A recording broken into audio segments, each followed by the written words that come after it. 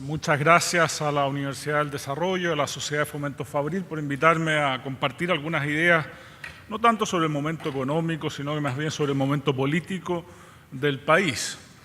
Parto con menos 15 minutos, así que voy a tratar de ir extraordinariamente rápido para presentar las ideas que quiero compartir con ustedes. Y así como en economía hay fenómenos interesantes que explicar y tratar de entender lo que está sucediendo, también en la política existen esos fenómenos. Y creo que el fenómeno más evidente es este fenómeno que el 11 de marzo del año 2014 probablemente nadie de nosotros habría predicho. Y es este estrechamiento en el nivel de aprobación de la presidenta Bachelet o de su gobierno, que las dos encuestas que se utilizan más periódicamente para seguir el momento político, ¿no es cierto?, son la encuesta de IMARC y la encuesta CADEM Plaza Pública. En el caso de la encuesta CADEM Plaza Pública yo he tomado los promedios semanales porque es una encuesta que se hace semanal para cada mes. Y ustedes ven que las dos encuestas muestran una tendencia relativamente similar y las dos muestran un quiebre a partir del mes de agosto. O sea, si uno hiciera este análisis, ¿no es cierto?, uno podría decir, mire, entre marzo y julio, la aprobación del gobierno, la desaprobación del gobierno se mantuvo en términos, a pesar de que hay cambios, digamos, se mantuvo en los niveles que uno esperaría, y a partir de agosto comienza a producirse un estrechamiento entre los niveles de aprobación y desaprobación, al grado tal de que hoy día, a pesar de que ustedes no ven, sí la ven, yo no la veo, en el mes de octubre y de septiembre, ¿no es cierto?, los resultados entre aprobación y desaprobación son básicamente, desde el punto de vista estadístico, equivalentes. Lo interesante, además, no es solamente este estrechamiento, sino que el nivel de aprobación del gobierno de la presidenta Bachelet respecto de su nivel de desaprobación descansa, esa pequeña brecha positiva que tiene, descansa sobre niveles muy débiles. Y eso se ve básicamente en este gráfico. Ahí ustedes ven por hombres y mujeres, pero me quiero concentrar por nivel socioeconómico, porque es bien importante esto, y quiero concentrarme en nivel socioeconómico medio, que finalmente esta gran clase media chilena enteramente fragmentada, muy diversa, fragmentada, con posiciones distintas, la que marca un poco la temperatura política del país. Y ustedes ven que en ese grupo los niveles de desaprobación son superiores a los niveles de aprobación. Probablemente, si nada cambia, vamos a ver una convergencia más bien en el país a esos números en el corto y mediano plazo, porque los grupos bajos, de socioeconómicos bajos, se tienden a parecer a los niveles medios una vez que la información de alguna forma empieza a fluir más sólidamente. Entonces, esta es una gran interrogante, es muy difícil tratar de entender, explicar por qué esto sucede. Y yo quiero, de alguna forma, en esta exposición, tratar de plantear algunas hipótesis respecto de esta situación, por qué el gobierno está enfrentando esta situación. ¿Qué pasó?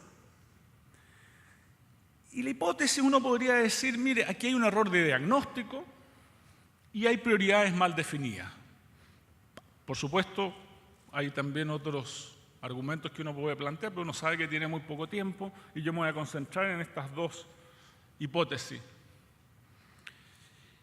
Y recordemos un poco, y esta es una interpretación de lo que de alguna forma el gobierno ha estado sosteniendo, ¿no es cierto?, de que el país enfrenta un cambio de ciclo político.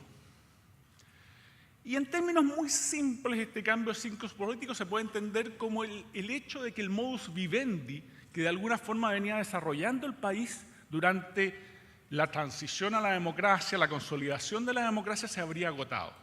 Las reglas que se utilizaron en ese periodo, los intercambios, las transacciones políticas que ocurrieron, ¿no es cierto?, de alguna forma dejaron de ser aceptadas. Y se requiere, por lo tanto, una nueva forma de proceder en ese intercambio político, una nueva forma de transar políticamente, si ustedes quieren, ¿no es cierto? Se requiere, en fin, un nuevo marco económico, social y político. Y la evidencia de eso es algo que nos saltaría a la vista, ¿no es cierto? Hay este malestar hacia lo público, particularmente hacia la política, hacia las instituciones del Estado, hay malestar hacia el privado, el mundo privado, el sector privado, las empresas, los abusos, Y hay también, ¿no es cierto?, crítica al lucro. Y por último, también esto se ve en las calles. Hay movilizaciones sociales abrumadoras que nos piden cambios drásticos en nuestro esquema político, económico y social. Entonces, en este contexto, con ese diagnóstico, ¿no es cierto?, la tarea de la presidenta Bachelet sería básicamente un ejercicio de superación de este malestar. Este malestar que lo sentimos, lo palpamos, lo vemos todo el tiempo, y resultaría entonces, para lograr este objetivo, dado este diagnóstico, ¿no es cierto?, una transformación profunda de nuestra institucionalidad político-constitucional, de algunas instituciones y políticas sociales. Se habla mucho del cambio de paradigma. Nadie entiende muy bien lo que es un cambio de paradigma, digamos, porque es un concepto que viene de las ciencias, pero indudablemente como esto se aplica a la política y a la economía es algo que siempre nos produce cierto desconcierto, pero la idea general es esa, ¿no es cierto? Una transformación profunda, y lo que está de alguna forma comandando esta transformación es la necesidad de tener una sociedad mucho más igualitaria a la que tenemos, ¿cierto? Ese es básicamente el esquema, y eso requiere además una serie de cambios de otra naturaleza política. La económica y social está muy clara, ¿no es cierto?, pero también requiere cambios en nuestras instituciones políticas. Y el diagnóstico del gobierno era que como este cambio era tan evidente, no iba a haber mayor resistencia en la población a los cambios que el gobierno decidiera impulsar, ¿cierto? Ese es básicamente el paradigma en el que el gobierno, por así decirlo, paradigma intelectual en el que el gobierno se mueve. Ahora, el gobierno, por supuesto, y con razón, puede encontrar múltiples indicadores que indiquen, de alguna forma, valga la redundancia, ¿no es cierto?, de que esto es lo que está ocurriendo. Y el típico indicador es este. Este indicador muestra la identificación de los partidos o con las posiciones políticas en la sociedad chilena, y ustedes ven cómo ha caído sistemáticamente desde el año 90 hasta el año 2013. La caída es realmente dramática. Más del 80% se identificaba con una posición política el año 1990 y hoy día se identifica con una posición política un poquito más del 50%. En cambio, y con los partidos esto todavía es más dramático. Los partidos se identificaban acá el 78% con un partido político en el año 90 y en el año 2013 es un 28%, una caída de 50 puntos. Piensen que solo la democracia cristiana pasó de tener una identificación política de 38% a tener en la actualidad 9%. Ese es de alguna forma, ¿no es cierto?, lo que ha estado pasando con la política. ¿Qué hay detrás de esto? Pero no es solamente esto. El gobierno también mira estos datos. Y uno mira una caída general en la confianza en las instituciones. Esto ya no es la encuesta CEP, es la encuesta mundial de valores, y ustedes pueden ver que en general en todas nuestras instituciones ha habido una caída relativamente fuerte en confianza.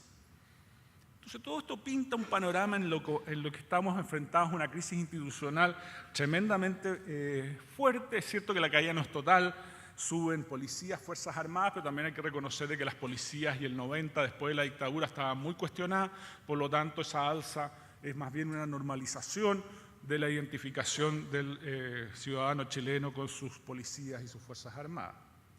Y también la prensa sube en términos de confianza, pero en general una caída fuerte. Entonces, efectivamente, cuando uno ve esto, nota, ¿no es cierto?, o argumenta o puede sostener de que hay un problema sólido asociado a este, por así decirlo, esquema político, económico, social que hemos ido construyendo durante la transición. Pero el contexto político, social, es mucho más complejo de lo que estos pocos números nos pueden decir. Y estos números no han sido adecuadamente complementados con otra evidencia, me parece a mí, y de ahí este error de diagnóstico. Pero primero entendamos bien lo que es una sociedad democrática, más aún cuando los gobiernos son de 4 años. Siempre hay necesidad de cambio. Los países van evolucionando y nadie puede sostener de que los países no tienen que cambiar. Todos los gobiernos intentan cambiar y moverse, ¿no es cierto?, en distintos temas. Pero lo que es particularmente cierto de una sociedad democrática, que además ha tenido un fuerte proceso de crecimiento, que también se valora la estabilidad. Y esto está ampliamente documentado en la literatura. Entonces las sociedades democráticas deben armonizar las dos cosas, cambio y estabilidad. Y nadie tiene a ciencia cierta la certeza de cómo se armoniza esto. Esto es parte del liderazgo político, ¿no es cierto? Son los liderazgos políticos los que van de alguna forma armonizando esto. Y este proceso es finalmente de ensayo y error y supone, por lo tanto, que las decisiones que se empujan tienen que tener matices que para la población le hagan sentido. Y es inevitable, y esto tampoco es muy comprendido, una cierta path dependence. No somos totalmente autónomos en las decisiones que tomamos en un gobierno democrático de 4 años, porque las decisiones actuales están de alguna forma condicionadas por decisiones que se tomaron hace mucho tiempo. Entonces la idea de cambios de paradigma son un poquito antitéticos con las experiencias de democracias sólidas, estables, con grupos medios muy fuertes. Entonces los líderes políticos frente a estas situaciones, ¿no es cierto?, en estos esquemas de incertidumbre, tienen que ser capaces de liderar, por así decirlo, a la opinión pública. Y el liderazgo político típicamente supone no ser un buzón, sino que procesar las demandas, articularlas, despejar aquellas que no parecen sensatas, tomar aquellas que sí requieren ser abordadas.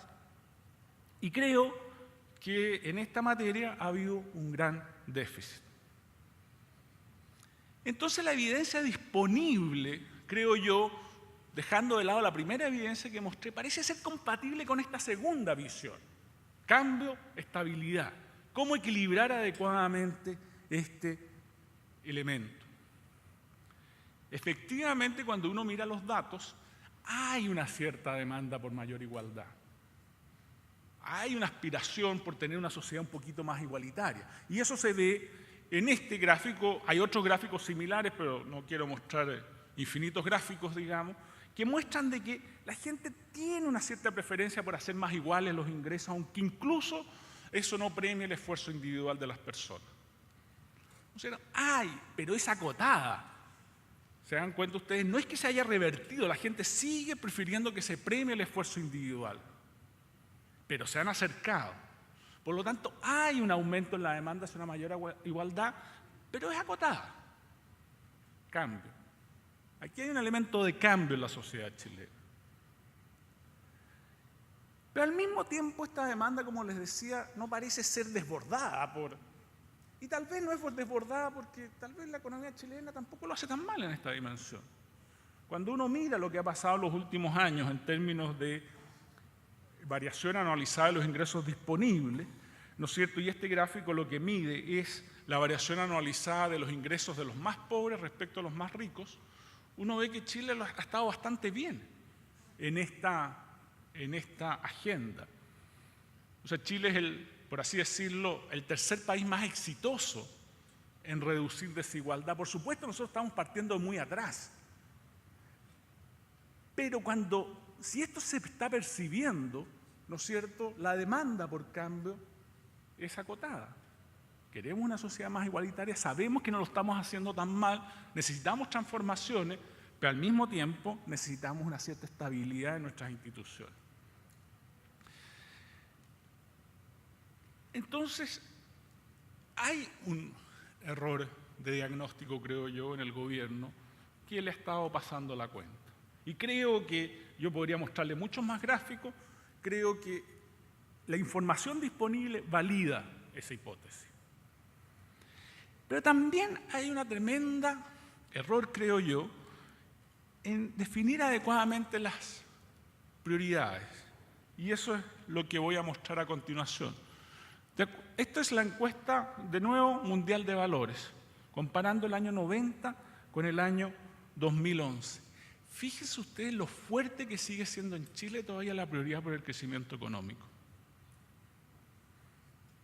Era altísima el año 90, pero todavía el 59% de la gente cree que la prioridad del país en los próximos años tiene que ser el crecimiento económico.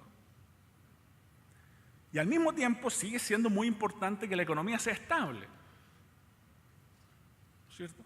Y el crecimiento económico de alguna forma se nos ha desaparecido de la agenda de prioridades del país, ¿no es cierto? Recientemente, y hoy día ustedes fueron testigos de eso, el ministro de Hacienda está girando, ¿no es cierto? Pero eso probablemente tiene que traducirse en hechos mucho más concretos. Lo mencionó mi antecesor. Ahora, ¿por qué es sensato que la gente mantenga esta prioridad? ¿Por qué es sensato? Porque uno podría decir, bueno, el país ha crecido mucho. Pero fíjense ustedes, este es un gráfico que muestra convergencia del producto chileno per cápita respecto al de Estados Unidos. Y fíjense que en los últimos años, Chile es la línea roja, hemos mejorado, pero estamos un poquito mejor que el año 1950 de acá. Y esto lo percibe la población. Y hay países latinoamericanos que están peor que el año 1950 respecto al ingreso per cápita.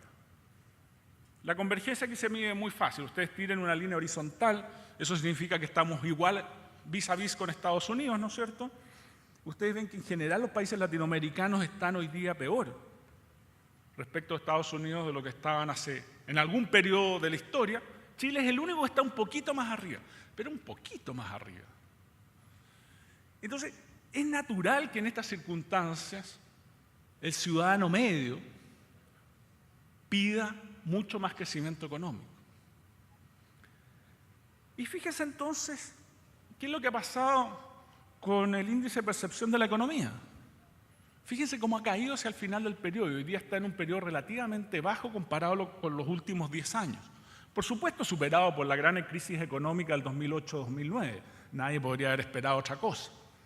El 2011 también hubo una caída que después se revirtió, porque este índice de percepción económica está también asociado con el nivel de conflicto. Y el 2011, ustedes recuerdan las movilizaciones estudiantiles, el nivel de conflicto de la sociedad chilena parecía alto, afecta el índice de percepción. Este es un índice más que captura distintas cosas, no solamente visión respecto a la economía, pero en general estamos en un nivel de percepción respecto a la situación económica y esto indudablemente preocupa. Si mi prioridad es el crecimiento y yo percibo que la economía no está haciéndolo tan bien, indudablemente que yo me pregunto, bueno, ¿qué está haciendo el gobierno por esto? Entonces, ¿cuáles son las consecuencias políticas de esto? Es interesante, yo he escuchado a muchos economistas, muchos colegas, sostener que China no se puede dar el lujo de crecer poco.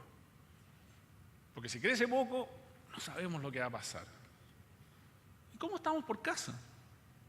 ¿Se puede dar el lujo en Chile de crecer poco? Yo creo que políticamente no se sostiene un país de bajo crecimiento en Chile. Creo que políticamente la población no acepta eso, por lo que he estado tratando de decir. Se argumenta mucho que la evaluación de la economía está desacoplada de la evaluación política. Yo creo que eso es algo que se introdujo durante el gobierno anterior, esa idea. Pero durante el gobierno anterior pasaban muchas cosas.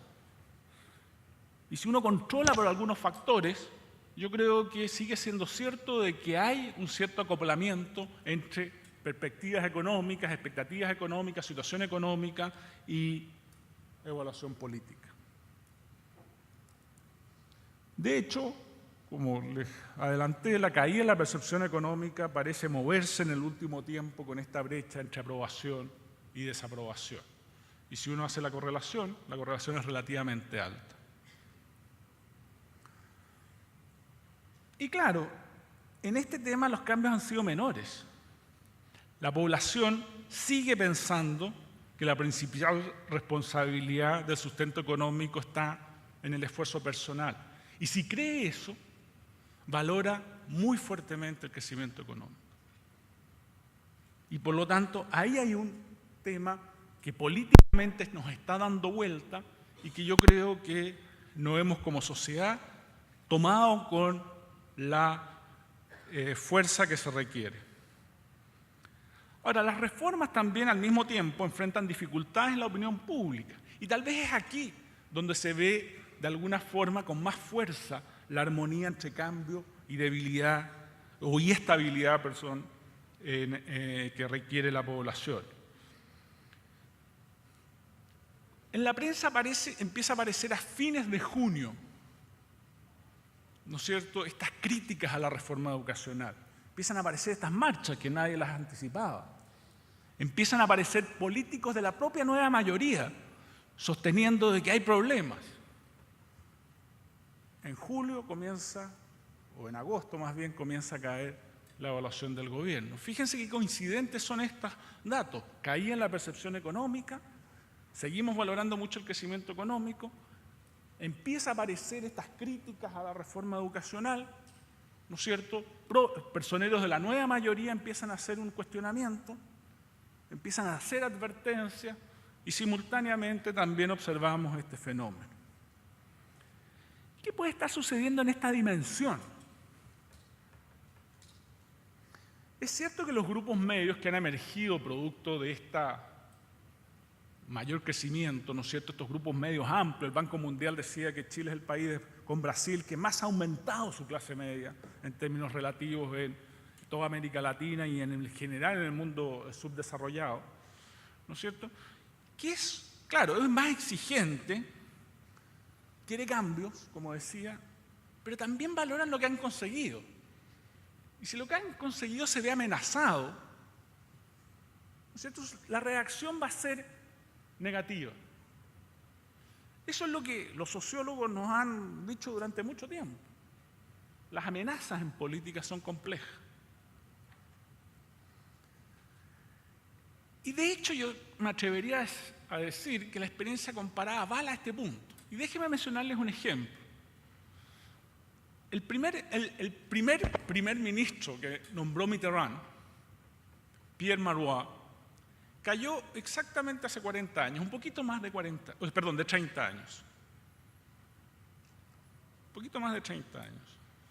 Fue así como en julio del año 1984. El día antes, ¿qué ministro cayó? Ministro de Educación. ¿Y por qué cayó? Por una ley que buscaba restringir más al sector privado de educación. Un sector privado de educación que tenía 16% de la matrícula. En el caso chileno tiene el 58% de la matrícula. Ahora, Mitterrand tuvo que retirar esa ley. Lo interesante es que es la protesta hoy día incluso más alta que la del 68. Se estima que salieron 1 millón de personas a la calle. Y se estima que es la protesta más grande que ha habido en Francia. En Chile no tiene capacidad, probablemente por esa desideologización, de movilizar tanta población. O de movilizar incluso grupos importantes. Pero sí, igual puede afectar la evaluación del gobierno. No necesariamente la ausencia de movilización signifique que se afecta o no se afecta la popularidad del gobierno. Pero es interesante, porque hay una cierta analogía en esto. Ahora, si esta hipótesis que estoy planteando es correcta, ¿cómo explicar la crisis de confianza? Y tal vez, una hipótesis, no estoy convencido totalmente de esto, cuando uno mira indicadores como estos, porque Chile aparece en muchas cosas en los rankings de la OECD al final. Este es otro. Pero fíjese lo que aquí está preguntando. ¿Se siente seguro caminando solo en la noche en la ciudad o en el área donde vive? Tal vez la crisis de confianza está asociada al hecho de que nuestra clase política, nuestra élite, no ha sido capaz de satisfacer demandas básicas de todo Estado. Lo planteo como una hipótesis alternativa, porque no deja de ser extraño, ¿no es cierto?, que estamos tan atrás en este ranking. ¿Y dónde estamos más atrás? ¿Cuál es el ranking donde estamos más atrás en la OECD? No es el de desigualdad, por si acaso, que también estamos muy atrás, pero confianza interpersonal. Y si somos en una sociedad donde se sienten estas inseguridades, donde la confianza interpersonal es baja, ¿cuál es el mensaje que le está dando el mundo, la ciudadanía a la clase política, a la clase dirigente, a la élite?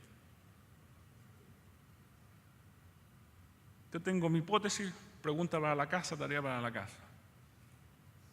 Concluyendo entonces, creo que no se sostiene la hipótesis del cambio de ciclo, creo que la evidencia es débil, creo que esta necesidad de cambios paradigmáticos no es algo que a la población le parezca razonable, más allá de que a grupos específicos les parezca. Hay demanda por cambio, se quiere mayor igualdad, pero al mismo tiempo se quiere estabilidad. El desafío del gobierno es armonizar estos equilibrios adecuadamente. Y al mismo tiempo hay una demanda por crecimiento, por mejoras en la calidad de vida, de personas que creen que esas mejoras están asociadas mucho a su esfuerzo personal y que por lo tanto requieren un marco económico, social que permita que ese esfuerzo personal de alguna forma le brinde esa oportunidad. Ahora, la paradoja de esto es que como la oposición es tan débil, estos cambios de matices que de alguna forma la población le está pidiendo al gobierno podrían no introducirse. Y es una pregunta muy válida.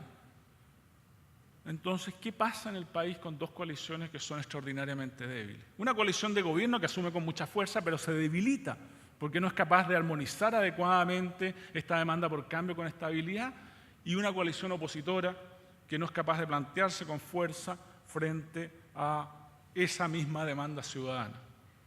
Creo que es algo que nunca habíamos tenido y es un desafío para el país. Muchas gracias.